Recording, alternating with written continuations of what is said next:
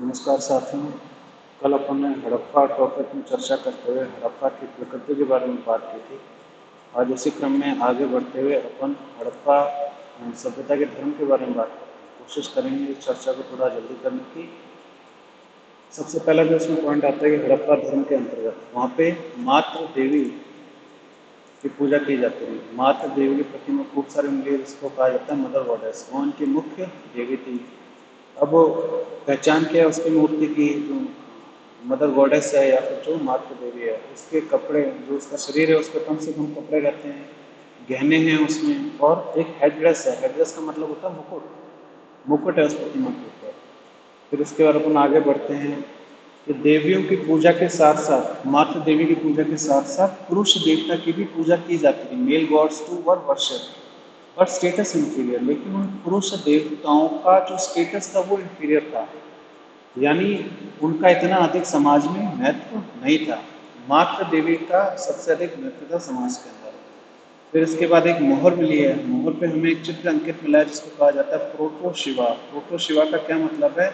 शिव भगवान के पूर्व का रूप। यानी जो प्रोटो शिवा की तस्वीर है इस मोहर के ऊपर, वही आगे चल के शिव भगवान में तब्दील हुई। प्रोटो शिवा का ये मतलब है।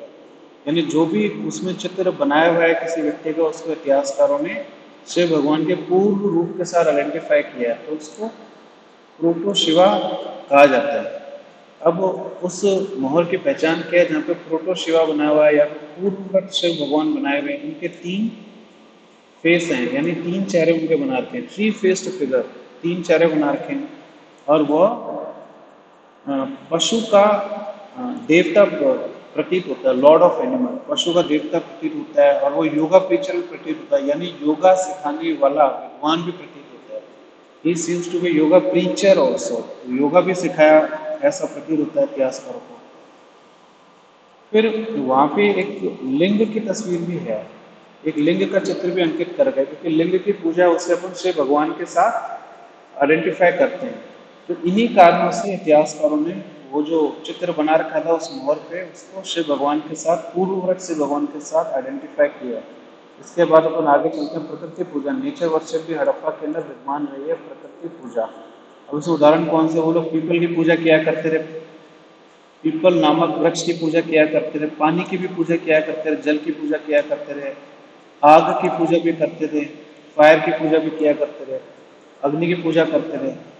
और जो महान स्नानागार मिला है मोहनजोदड़ो में, उसका भी कुछ न कुछ धार्मिक महत्व भी रहा है। ग्रेट बाथ जिसे कहा जाता है, महान स्नानागार जो मोहनजोदड़ो में रहा है, उसका अवश्य धार्मिक महत्व रहा होगा। तो इसके बाद आगे बढ़ते हैं। ये लोग पशु की पूजा भी किया करते थे, एनिमल वर्शिप। पशु में किसकी पूजा करते थे? बैल की पूजा करते थे, बुल, बैल, मिस्टिकल बीस्ट, यानी काल्पनिक पशु की भी पूजा किया करते थे। मिस्टिकल बीस्ट, काल्पनिक पशु में कौन सा? एक यूनिकॉर्न है, और एक सरपेंट है, एक नाग है, उसकी पूजा किया करते थे यूनिकॉर्न। अगर देखते हैं यूनिकॉर्न, अगर अपन को हिंदी में मिल जाता है, यूनिकॉर्न को क्या कहते हैं? यूनिकॉर्न को कहा जाता है एक तंगा वाला, एक गैंडे की आकृति वाला जानवर। यूनिकॉर्न एक सींग का जानवर यूनिकॉर्न कहा जाता है। तो इसकी भी हड़प्पा के अंदर पूजा किया करते थे। फिर इसके बाद फर्टिलिटी कल्ट बहुत अधिक महत्वपूर्ण है। फर्टिलिटी कल्ट का क्या मतलब है?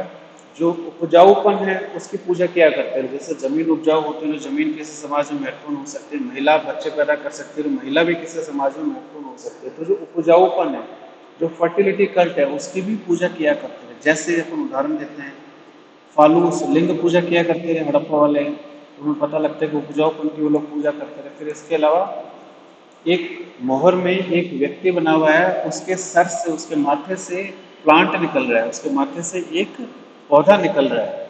तो उससे भी हमें पता लगता है कि इस समाज में उपजाऊपन का अत्यधिक महत्व था। फर्टिलिटी कल्ट जिसे कहते हैं। फिर इसके बाद है वो लोग जादू टोने में भी यकीन रखते थे, मैजिकल कल्ट, जादू टोने में भी यकीन किया करते थे। जैसे में खूब सारे ताबीज मिले हैं, जिससे हमें पता लगता है कि हड़प्पा वासी में अंधविश्वास भी था। एम्यूलेट जिसको अंग्रेजी में कहा जाता है, एम्यूलेट एंड टेलिस्मैन, अनेक प्रकार के ताबीज भी हमें मिले हैं, टोटके भी किया करते थे हड़प्पा वाले। फिर इसके बाद ये है कि हमें धुएं से ओत प्रोत मोहर मिली है। और कई मूर्तियां भी मिली जो धुएं से ओतप्रोत है। इसका मतलब क्या है कि उन मूर्तियों के पास में जरूरी ऑयल को जलाया गया होगा या आग को जलाया गया होगा, जिसके कारण जो धुआं है उन मोहर में आके चिपक गया होगा। तो उस समय किस चीज का प्रतीत होता है, बहुत इंपॉर्टेंट पॉइंट है, पूजा सिस्टम। इस समय में पूजा की पद्धति विकसित हो चुकी थी। क्यों? क्योंकि हमें कई मोहर मिली है जहाँ पे धुएं के प्रमाण उसके साथ हमें मिले हैं, धुआं उस पर चिपका हुआ है। तो उससे पता लगता है कि एक प्रकार की पूजा पद्धति पूरी विकसित उस समय हो चुकी थी। फिर इसके अगला पॉइंट है, जैसे यहाँ पे आते हैं फर्टिलिटी कल्ट, यानी जो पूजाओपन की पूजा किया करते थे फर्टिलिटी कल्ट हड़प्पावासी। एल्टर, जो यज्ञों के अंदर भी पूजा किया करते थे हड़प्पावासी, क्योंकि अग्नि की पूजा होती थी, तो यज्ञ के प्रमाण भी हमें हड़प्पा संस्कृति में मिले हैं। उपजाऊपन की पूजा हो गई, यज्ञ की पूजा हो गई, और जो नाग की पूजा हो गई, इन सब के कारण क्या हुआ, समाज में पूर्ण रूप से पूजा पद्धति का विकास हुआ। चढ़ावा, जिसे कहते हैं चढ़ावा, चढ़ावा पे आधारित पूजा पद्धति का विकास हुआ। मैं किसके बारे में बात करूं, जैसे आज के समय में मंदिर है, मंदिर में जाके फिर पूजा करते हैं, दान दक्षिणा देते हैं, खूब सारा चढ़ावा चढ़ाते हैं। तो एक प्रकार से ये भी एक आर्थिक गतिविधि बन जाती है। एक बड़े स्केल पे ये चीज होने लग जाए तो इकोनॉमिक एक्टिविटी के अंदर आ जाती है। उसी प्रकार से हमें प्रमाण मिलता है कि हड़प्पा में भी पूजा पद्धति पूर्ण रूप से विकसित हो चुकी थी। और जो पूजा वाले स्थल होते थे वहां पे चढ़ावा भी चढ़ाया जाता था, पूजा भी की जाती थी, अगरबत्ती भी लगाई जाती थी, ऑयल को भी बर्न किया जाता था। तो religion help production in society, क्योंकि क्या होगा जब पूजा पद्धति अत्यधिक विशाल होगी या वृहद होगी या बड़ी होगी, जो पूजा पद्धति है, तो कई सारी वस्तुओं का निर्माण भी करना पड़ेगा पूजा के लिए। जैसे फूल हो गया, जैसे अगरबत्ती हो गई, जैसे मूर्तियां हो गई। तो पूजा के लिए अनेक प्रकार की आर्थिक गतिविधियों को भी अंजाम देना पड़ेगा। तो इसमें एक और कौन सा पॉइंट निकल के आता है, रिलीजन हेल्प प्रोडक्शन।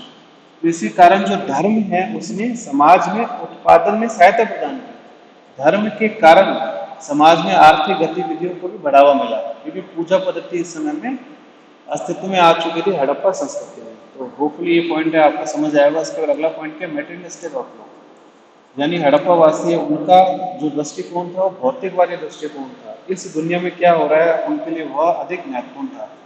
और जो भी उन्होंने पूजा की, आप डिफरेंस देखो, कई बार क्या होता है कि इंसान पूजा करता है कि मरने के पश्चात उसको स्वर्ग की प्राप्ति हो, इसलिए पूजा करते हैं कि मरने के पश्चात उसका क्या होगा। लेकिन हड़प्पा में भौतिकवादी दृष्टिकोण को आधार मानते हुए पूजा की गई। यानी जो धर्म था, धर्म में भी यहाँ पे भौतिकवादी दृष्टिकोण हमें देखने को मिलता है। पूजा किस लिए की गई, प्लेट फॉर मेटेरियलिस्टिक एस्पेक्ट। इसका क्या मतलब है, अपने भौतिकवादी और सुख सुविधाओं में वृद्धि करने के लोगों के द्वारा पूजा की गई। जैसे पूजा इसलिए की गई जो खेती बाड़ी हो रही है उसके अंदर उत्पादन बहुत अच्छा हो, ठीक है, या फिर किसी को कोई नया घर मिल जाए, इस कारण उन्होंने पूजा की। तो अपनी दैनिक दिनचर्या से संबंधित उम्मीदों को कायम रखते हुए हड़प्पा के अंदर पूजा की गई। तो भौतिकवादी दृष्टिकोण हमें देखने को मिलता है यहाँ के धर्म और यहाँ की पूजा पद्धति के अंदर भी। फिर अपन आगे बढ़ते हैं, डाइवर्स रिलीजियस बिलीफ, यानी विविध प्रकार की धार्मिक विचारधाराएं हमें धर्म यहाँ पे देखने को मिले हड़प्पा में। विविध प्रकार की धार्मिक विचारधाराएं, और इससे हमें पता लगता है कि जो हड़प्पा वासी हैं वो टॉलरेंट थे। टॉलरेंट का मतलब ये, वो लोग धर्मनिरपेक्ष थे। उन्होंने किसी के साथ कोई, ये जो पॉइंट हड़प्पा की प्रकृति में आया वही पॉइंट यहाँ पे रिपीट हो रहा है कि हड़प्पा वासियों ने किसी के साथ भी, किसी वर्ग के साथ, किसी धर्म के साथ, किसी संप्रदाय के साथ कोई भी भेदभाव नहीं किया। हमें प्रतीत होता है कि ये टॉलरेंट लोग थे, यानी धर्मनिरपेक्ष लोग थे हड़प्पा वासी।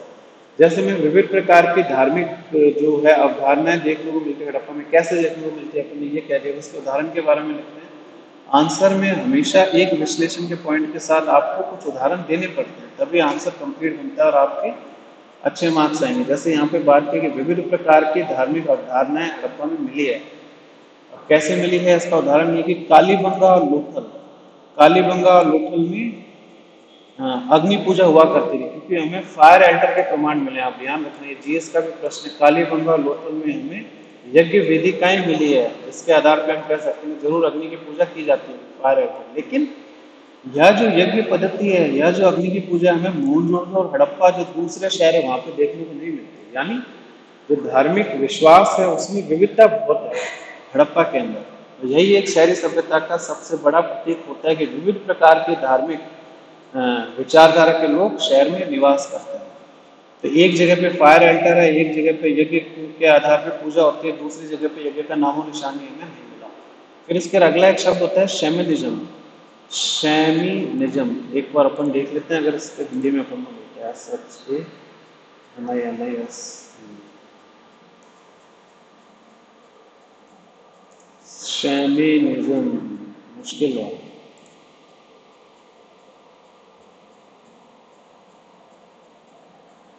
शमनवाद, शमन धर्म, जो मिलता जुलता है इसका अर्थ है। शैमनिज्म का मतलब होता है believe in soul of animal, bird and plant. शमनवाद का मतलब है शमनवाद। इसका मतलब है कि जो पशु है उसकी आत्मा होती है, पक्षी है उसकी भी आत्मा होती है, और जो प्लांट है, जो पौधे हैं, पेड़ पौधे, उनकी भी आत्मा होती है। तो आत्मा में यकीन करना उसे कोई शैमनिज्म या शमनवाद कहा जाता है। फिर इसके बाद अपन आगे बढ़ते हैं। जो वर्शिप प्लेस हमें मिली है, जो पूजा करने का स्थल हमें मिला है, तो उसका हमें सीधे तौर पे कोई प्रमाण नहीं मिला है। जस्ट अनुमान लगाया गया है कि जो महान स्नानागार है मोहन जोड़, तो जरूर ही उसका धार्मिक महत्व रहा होगा। सीधे तौर पे हमें कोई प्रमाण नहीं मिला, हमें कोई मंदिर नहीं मिले, हमें कोई टेम्पल स्ट्रक्चर नहीं मिला हड़प्पा में जो हम कह सकेंगे ये धार्मिक स्थल है। जो भी स्थल मिला है उसमें कंफ्यूजन है कि वो क्या वाकई वो धार्मिक स्थल है या नहीं है। तो जो भी पूजा के स्थान मिले हैं उसको हमने क्लियरली आइडेंटिफाई नहीं किया गया है। जैसे जो धार्मिक स्थल संभवतः हमें मिला है, जो महान स्नानागार है, महान स्नाना के बारे में, महान स्नानागार के पास में एक बहुत बड़ा भवन बना हुआ है, लार्जेस्ट स्ट्रक्चर और सम हाई प्रीस्ट, और उस भवन के अंदर एक पुजारी की प्रतिमा हमें मिली है। तो ऐसा अनुमान लगा रहे हैं कि ये भी एक पूजा स्थल रहा होगा। महान स्नानागार के पास में भवन मिला है जिसमें एक पुजारी की हमें मूर्ति मिली है। फिर एक असेंबली हॉल भी मिला है, प्रेयर हॉल, जहाँ पे पूजा की जाती है, असेंबली ऑबलॉन्ग असेंबली हॉल भी हमें मिला है। सिटाडल, सिटाडल क्या होता है, जो हड़प्पा के शहर थे वो दो भाग में डिवाइड थे। एक तो ऊंचाई वाला स्थान था जिसको किलेबद्ध कहा जाता है, परकोटे का क्षेत्र कहा जाता है जिसके चारों तरफ दीवार बनी हुई है। दूसरा निम्न क्षेत्र होता था जिसको लोअर टाउन कहते थे।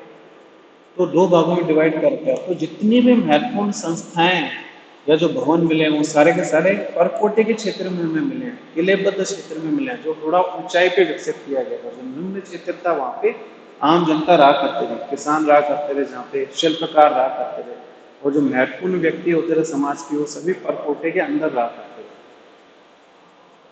तो जो असेंबली हॉल है वहाँ पे परकोटे में, उसके अंदर हमें एक पुरुष की मूर्ति भी मिली है। इसके बारे में भी अनुमान लगाया जाता है कि अवश्य ये पूजा स्थल रहा होगा।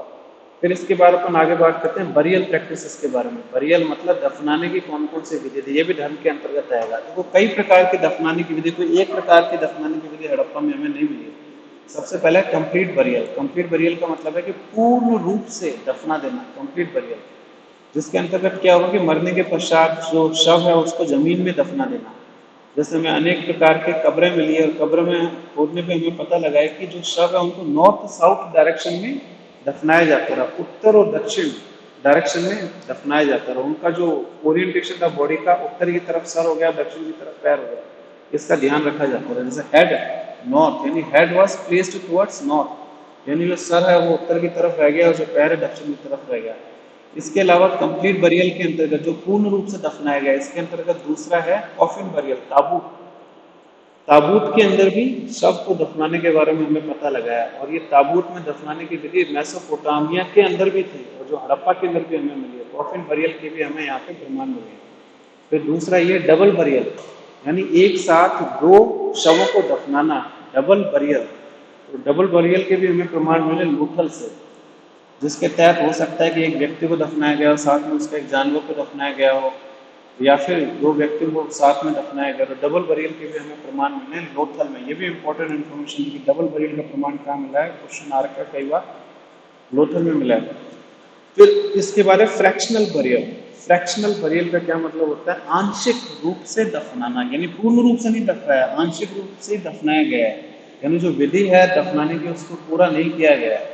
तो फ्रैक्शनल बरियल या आंशिक दफनाने की विधि के अंतर्गत क्या होता है,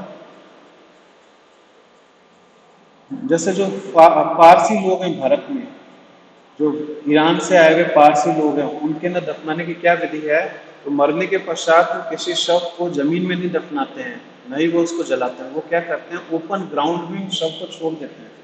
फिर जो पशु पक्षी है, गिद्ध है, वो आके उस शव को धीरे धीरे खत्म कर देते हैं। तो एक नेचुरल तरीका है ये शवों को उसके अंजाम तक पहुंचाने का। तो यह जो विधि है फ्रैक्शनल बरियल के अंतर्गत आती है, आंशिक दफनाने की विधि के अंतर्गत आती है। और इस प्रकार की विधि हमें हड़प्पा में देखने को मिली है। कहाँ पे देखने को मिली है? इंपॉर्टेंट है, भवालपुर सिंध। सिंध जो पंजाब में क्षेत्र है, उसके भवालपुर क्षेत्र में हमें एक नई विधि मिली है दफनाने की, जिसके तहत वो जमीन पे ओपन छोड़ दिया करते थे, फारसी स्टाइल जिसे कहा जाता है। फिर इसके बाद पोस्ट क्रिमेशन। पोस्ट क्रिमेशन का मतलब ये है कि मरने के पश्चात उसको जला देना। तो जलाने की विधि के बारे में भी हमें पता लगा, शवों को जलाया भी जाता था। और फिर जो राख होती थी जलने के पश्चात, उसको पॉट में रख के, उसको किसी मटके में रख के, किसी बर्तन में रख के फिर उसको दफनाया जाता है। पहले शव को जला दिया गया, फिर उसकी राख को, थोड़ी राख को इकट्ठा करके एक मटके में रख के फिर उसको मटके को दफनाया जाता था राख के साथ। तो पोस्ट क्रिमेशन की विधि है, उसके बारे में भी हमें जानकारी मिलती है। और यह इसके प्रमाण हमें कहाँ मिले? पोस्ट क्रिमेशन के इसके मिले सूरकोटड़ा।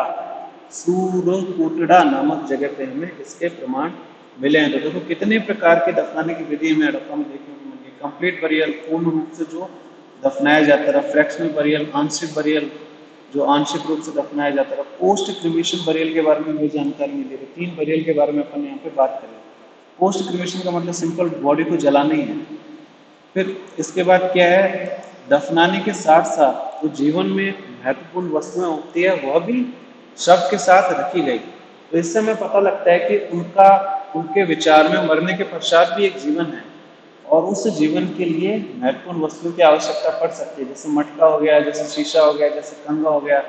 इस तरह के आइटम है शव के पास हमें देखने को मिले हैं। इससे हमें क्या पता लगता है? मरणोपरांत जीवन में उन लोगों का यकीन था। और यह जो दफनाने की विधि है, जिसके तहत शव के पास कोई ना कोई आइटम रखा जाता है महत्वपूर्ण, जो दैनिक दिनचर्या में काम आता है, यह बहुत पहले से भारत में विद्यमान रहा है। हड़प्पा से बहुत पहले से इस प्रकार की दफनाने की विधि हमें मिलती रही है। बहुत बेसिक अंडरस्टैंडिंग है कि मरने के पश्चात जो आपके रिश्तेदार है, जिनकी मृत्यु हुई है, उनको किसी न किसी चीज की आवश्यकता पड़ेगी उस दुनिया में, दूसरी दुनिया में। इसलिए उनके पास में गिलास हो गई या कंगन हो गए, जो महत्वपूर्ण चीजें हैं, उसको साथ में रखा गया शव के पास में। फिर दूसरा एक बहुत इंपॉर्टेंट पॉइंट है जो आपको किसी किताब में नहीं मिलेगा। इसमें लिखा गया है कि जो दफनाने का क्षेत्र था, जो कब्रगाह थी, कब्रगाह शहर से दूर थी, अवे फ्रॉम सेटलमेंट, यानी शहर से दूर बसाए गए जो कब्रगाह थे। क्यों दूर बसाए गए? क्योंकि उन्होंने सैनिटेशन का ध्यान रखा, उन्होंने साफ सफाई का ध्यान रखा। अगर शवों को दफनाना है तो अपने घर के अंदर ही थोड़ा ना दफनाएंगे, या घर के पास में थोड़ा ना दफनाएंगे, दूर, शहर से दूर जाकर उन्होंने शहरों को दफनाया। सैनिटेशन मतलब यह है कि उन्होंने साफ सफाई का पूरा ध्यान रखा। उनमें सिविक सेंस था, सिविक सेंस। सिविक सेंस देख लेते हैं अगर पता लगेगा। Civic sense meaning in Hindi नागरिक का भाव था, यानी वो एक नागरिक की तरह बिहेव करने लगे थे हड़प्पा वासी। सिविक सेंस उसमें था, सैनिटेशन का, साफ सफाई का मैंने पूर्ण ध्यान रखा, तभी जो कब्र गया वो शहर से दूर बसाए गए। फिर एक बहुत अच्छा पॉइंट है यहाँ पे कि जैसे इजिप्ट में क्या हुआ, मरने के पश्चात किसी राजा को बड़े बड़े पिरामिड में दफनाया गया। खूब सारे धन दौलत हीरे जवाहरात उस पिरामिड में रखे गए, राजा की विलासिता के लिए, राजा की सुविधा के लिए, मरनों पर। लेकिन इस प्रकार की अवधारणा हड़प्पा में नहीं रही, क्योंकि हड़प्पा वाले किस में यकीन रखते थे? हड़प्पा वाले यकीन रखते थे यूटिलिटेरियन, यानी उपभोगितावादी दृष्टिकोण में उनका यकीन था। जिस चीज की आवश्यकता है उसी पे पैसा खर्च किया जाए, उसी पे संसाधन खर्च किया जाए, फिजूल खर्ची नहीं की जाए। जिस चीज की आवश्यकता ही नहीं है तो उस पर पैसा खर्च नहीं करना चाहिए। जैसे बड़े बड़े भवन बनाने की कोई आवश्यकता नहीं है, जब छोटे भवन में काम हो सकता है। तो उनका उपभोक्तावादी दृष्टिकोण था, जिसके तहत उन्होंने इजिप्ट की तरह बड़े बड़े पिरामिड नहीं बनाए दफनाने के लिए, एक साधारण पद्धति के तहत अपने शवों को दफनाए, चाहे वो कितना ही महत्वपूर्ण व्यक्ति क्यों न रहा हो हड़प्पा के समाज में। और इजिप्ट में कहा जाता है कि उन्होंने खूब सारे संसाधन व्यर्थ किए पिरामिड बनाने के लिए। आप देख सकते हैं उस समय कितना पैसा उन्होंने, धन दौलत लगाया होगा पिरामिड का कंस्ट्रक्शन करने के लिए, केवल राजाओं को दफनाने के लिए। तो संसाधनों का यह वेस्टेज भी है, ये रिसोर्सेज का वेस्टेज भी जो इजिप्ट में किया गया। लेकिन इसके विपरीत हड़प्पा के अंदर उपभोगितावादी दृष्टिकोण था कि संसाधनों को बचा के रखो, जितनी जरूरत है उतना ही खर्च करो। अब जैसे मैंने पहले बात की थी, जो बरियल डाइवर्सिटी है, बरियल डाइवर्सिटी का मतलब क्या है? जो दफनाने की विभिन्न विधियां के बारे में हमें जानकारी मिली है, वह किसकी तरफ इशारा कर रही है कि यह एक शहरी सभ्यता थी। क्योंकि शहर में क्या होता है, विभिन्न वर्गों के लोग आसपास के गांव से या दूर दराज के क्षेत्र से आके शहर में रहने लगते हैं, और शहर में रहने के पश्चात भी जो उनकी धार्मिक विचारधारा होती है उसी को मेंटेन रखते हैं, उसमें कोई बदलाव नहीं करते। और शहर में हमें अलग अलग विचारधारा के लोग, अलग अलग धर्मों वर्गों के लोग उसमें देखने को मिलते हैं। इससे का प्रमाण ये है कि विभिन्न प्रकार की दफनाने की विधि है वो अपने आप में एक प्रकार का शहरी सभ्यता की ओर इशारा कर रहा है। फिर अगला इसमें पॉइंट ये है कि ऐसा कहा जाता है कि जो हड़प्पा की सभ्यता है उस पर वैदिक सभ्यता का भी प्रभाव पड़ा है। तो जो हड़प्पा का समाज है या धर्म है वो वैदिक धर्म है या फिर गैर वैदिक धर्म है, इसके बारे में इतिहासकार की अलग अलग राय है। एक इतिहासकार कहते हैं कि वैदिक धर्म समाज का अत्यधिक वहाँ पे प्रभाव रहा हड़प्पा के अंदर, और दूसरा जो वर्ग इतिहासकार वो ये कहता है कि जो वैदिक समाज धर्म है इसका कोई प्रभाव नहीं है, हड़प्पा वासी बिल्कुल अलग थे वैदिक लोगों से। अब जैसे इतिहासकार क्या कहते हैं, बिसन, चीता, एलिफेंट, राइनो, गेंडा, चीता, हाथी, बिसन को हिंदी में क्या कहते हैं, बिसन, BISN, बिसन मीनिंग में हिंदी।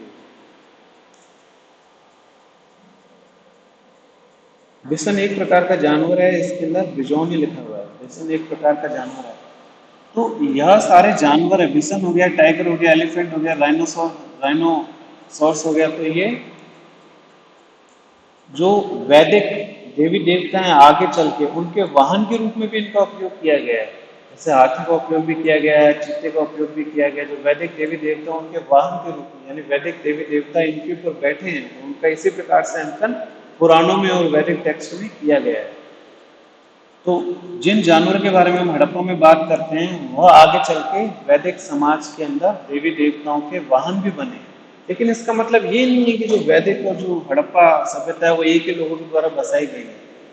तो कहने का मतलब ये है कि हड़प्पा और जो वैदिक सभ्यता है दोनों अलग अलग है। हड़प्पा पहले आई है, वैदिक व्यवस्था बाद के अंदर उत्पन्न हुई है। फिर इसके बाद अपन आगे चलते हैं, थोड़ा सा अपन सोसाइटी के बारे में देख लेते हैं।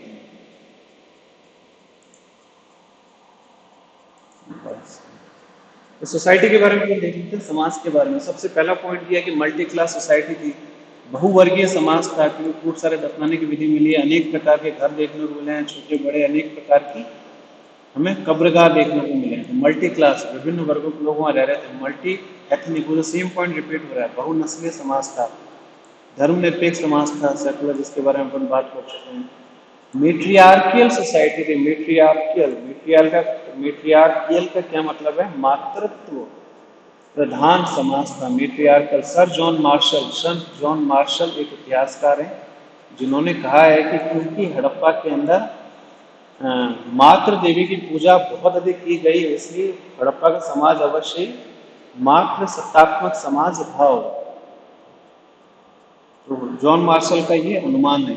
फिर इसके और आगे सोसाइटी में बात करें, peace loving people, the same point repeat हो रहा, शांति प्रिय लोग थे, क्योंकि हमें हड़प्पा में खुदाई के दौरान कोई हथियार मिले ही नहीं है, ना के बराबर हमें हथियार मिले, कोई तलवार हमें नहीं मिली, कोई ढाल हमें नहीं मिले। इसका मतलब है कि यह लोग अपना व्यापार किया करते रहे, आर्थिक गतिविधियों में लिप्त थे और शांति प्रिय लोग थे। हालांकि इन्होंने जो शहरी क्षेत्र था, जो परकोटे का क्षेत्र था, उसको पूरा किलेबद्ध किया। उन्होंने उसको चारों तरफ दीवार बना के उसको फोर्टिफाई किया, किलेबद्ध किया। हालांकि ये भी प्रूफ करा कि जरूर उनको किसी न किसी से डर था, तभी उन्होंने अपना जो ऊपर का क्षेत्र था जहाँ पर महत्वपूर्ण भवन थे उस पूरे क्षेत्र को किलेबद्ध किया। तो कहीं ना कहीं क्लैश भी रहे होंगे। हम ये नहीं कह सकते कि पूर्ण रूप से शांति हड़प्पा में 1500 साल तक विद्यमान थी, कहीं ना कहीं पे क्लैश या संघर्ष भी रहा होगा, तभी तो उनको आवश्यकता पड़ी जो शहर का जो महत्वपूर्ण क्षेत्र है उसको चारों तरफ दीवार से एनक्लोज करना। फिर उसके अगला पॉइंट क्या, मटेरियल आउटलुक, भौतिकवादी दृष्टिकोण, जिसके बारे में अपन बात कर चुके हैं। फिर ड्रेस के बारे में आएगा, समाज के अंदर जो टेराकोटा फिगरिंग मिली है, यानी जो मिट्टी की बनी हुई प्रतिमाएं मिली है, उससे हमें एक आइडिया लग जाता है कि हड़प्पा के समय में किस प्रकार के कपड़े पहना करते थे। अनेक प्रकार के हमें टॉयज भी मिले हैं, खिलौने भी मिले हैं, अनेक प्रकार की मूर्तियां भी हमें मिली है। इन्हीं से हमें आइडिया लगता है कि उस समय के लोग किस प्रकार के कपड़े पहना करते थे। तो जो मैन और वुमेन जो दोनों हैं, पुरुष और महिला है, उनके लंबे बाल हुआ करते थे, दोनों ही, पुरुष भी लंबे बाल रखते थे, महिला भी लंबे बाल रखते थे, दोनों ही गहने पहना करते थे। ऑर्नामेंट्स वर वोन by both mails and females, पुरुष और महिला दोनों ही गहने पहना करते थे। और खासकर महिलाओं के कमर तक वो गहने पहना करती थी, नेकलेस का उपयोग भी करती थी, हार का उपयोग भी करती थी, गले का हार का भी उपयोग करती थी और वेस्ट तक, कमर तक गहने पहना करते थे। फिर इस समय में कॉटन के कोट प्रचलन में थे, यानी कपास के बने हुए कपड़े प्रचलन में थे, यानी कपास के बारे में हड़प्पा वासियों को जानकारी थी। ये सवाल आ रखा है एग्जाम में कि क्या हड़प्पा वासी कपास को जानते थे? हाँ, वो जानते थे, क्योंकि वो कॉटन के क्लोथ्स भी पहनते थे। फिर खाने के बारे में अपन बात करते हैं, तो वो सिंध और पंजाब, वहाँ पे गेहूं और जौ को अधिक उगाया गया। सिंध और पंजाब के क्षेत्र में, राजस्थान में बारले को अधिक उगाया गया। अब ये देख लेते हैं बारले को।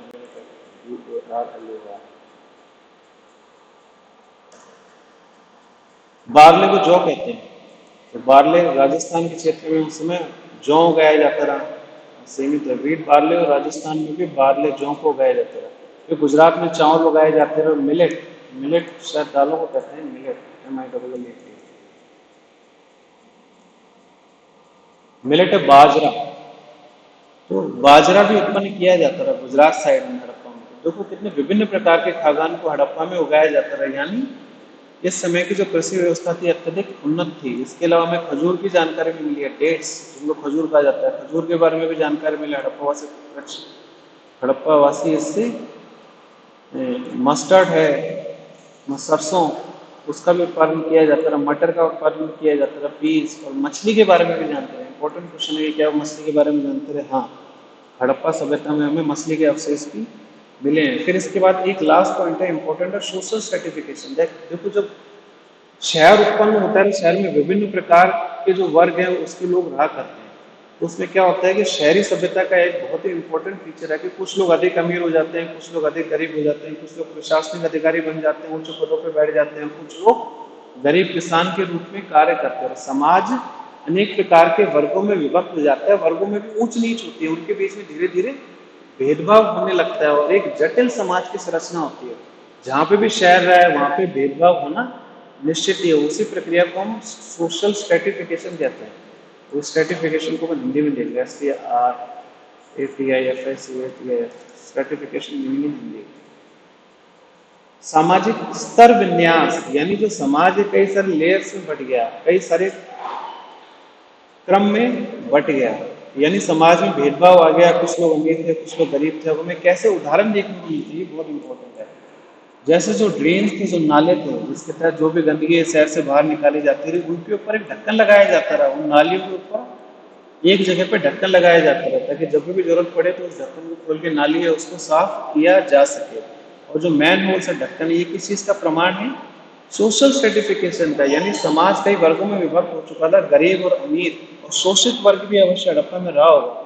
क्योंकि जो ढक्कन खोल के साफ करने का कार्य कौन करेंगे? ये कोई राजा तो करेगा नहीं, कोई प्रशासनिक अधिकारी तो करेगा नहीं। इसके लिए एक निम्न समाज का निम्न स्तरीय वर्ग अवश्य रहा होगा, जिसने उन नालों की साफ सफाई की होगी। तो इतने सारे हमें नाले मिले, मेन होल्स मिले, इसका मतलब ये है कि उससे सफाई करने वाले लोग भी जरूर रहे होंगे, जिनका अवश्य शोषण किया गया होगा। फिर हमें विभिन्न प्रकार की दफनाने की विधियां मिली है, और दफनाने की विधियों में जो सामान रखा गया है, या बरियल गुड्स जिसके बारे में कहा जाता है, यानी दफनाने के साथ साथ जो सामान रखा गया उसमें भी भिन्नता है। कई ऐसी शव मिले हैं जिसके साथ काफी अधिक कीमती वस्तु को रखा गया है, कईयों के साथ केवल मटके को रखा गया है। तो इसका मतलब यह है कि जिस व्यक्ति के शव के साथ कीमती वस्तु को रखा गया है, वह व्यक्ति जरूरी कोई महत्वपूर्ण व्यक्ति रहा होगा। इसका मतलब क्या है कि समाज में महत्वपूर्ण व्यक्ति भी थे और गैर महत्वपूर्ण व्यक्ति भी थे, अमीर भी थे, गरीब भी थे। सामाजिक स्तर जिनका ऊंचा था वह वर्ग भी था, सामाजिक स्तर जिनका नीचा था वह वर्ग भी था। तो शहरी सभ्यता के तमाम फीचर यहाँ पे देखने को मिलते हैं। स्टोरेज ग्रेन के भी आधार पे हमें पता लगता है कि समाज विभक्त हो चुका था। बहुत अच्छा पॉइंट है स्टोरेज ग्रेन का मतलब क्या है? खाद्यान्न, जहाँ पे खाद्यान्न को रखा जाता रहा, वह गोडाउन, जहाँ पे खाद्यान्न को रखा जाता रहा, गोडाउन बना रखे हैं जहाँ पे खूब सारा अनाज को स्टोर किया गया। इसका मतलब क्या है कि मजदूरों का वर्ग भी रहा होगा, जिन्होंने उस अनाज को उस भवन के अंदर रखा होगा। जहाँ पे मजदूर का वर्ग है, वो प्रशासनिक अधिकारी का भी वर्ग है। तो ऊंच नीच अवश्य समाज में आ गई होगी। दूसरा प्रमाण है सोशल सर्टिफिकेशन का, सिटेडल। सिटेडल का मतलब यह है जो परकोटे का क्षेत्र था शहर का। शहर दो भाग में विभक्त था, निम्न स्तर और उच्च स्तर। उच्च स्तर परकोटे का क्षेत्र था, जिसमें सभी महत्वपूर्ण भवन बनाए गए, जहाँ पे सभी महत्वपूर्ण व्यक्ति रहा करते रहे। अभी डिफरेंस हमें देखने को मिल रहा है ना, अंतर देखने को मिल रहा है कि एक तो गरीब आदमी वो शहर के बाहर रहा करता था निम्न क्षेत्र में, और जो महत्वपूर्ण व्यक्ति थे वो ऊंचाई के क्षेत्र में रहा करते थे, परकोटे के क्षेत्र में। फोर्टिफिकेशन, परकोटे का क्षेत्र बनाया गया, इन सभी से पता लग रहा है कि समाज के वर्गों में विभक्त हो चुका था। और फिर खासकर जो हड़प्पा में जो हमें ग्रेनरी मिली है, जहाँ पे अन्न को रखा गया है, उस गोडाउन के पास में हमें छोटे छोटे कमरे मिले हैं, 2 रूम बैरक्स मिले हैं, जहाँ पे अवश्य मजदूर रहा करते हैं। तो कहने का मतलब ये है कि समाज में मजदूर भी थे और अधिकारी भी थे। इसी के साथ अपनी चर्चा यहाँ पे समाप्त करते हैं। आपका बहुत बहुत धन्यवाद।